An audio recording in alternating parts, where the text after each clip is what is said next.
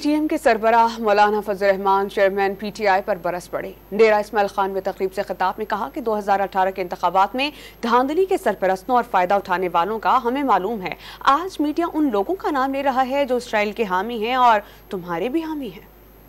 2018 की धांधली के इलेक्शन, इस धांधली के सरपरस्त भी हमें मालूम है और इस धांधली का फायदा उठाने वाले भी हमें मालूम है। आप एहतजाज के लिए निकले तो आपने रियासत पर हमले कर दिए, आपने जीएचक्यू पर हमला किया,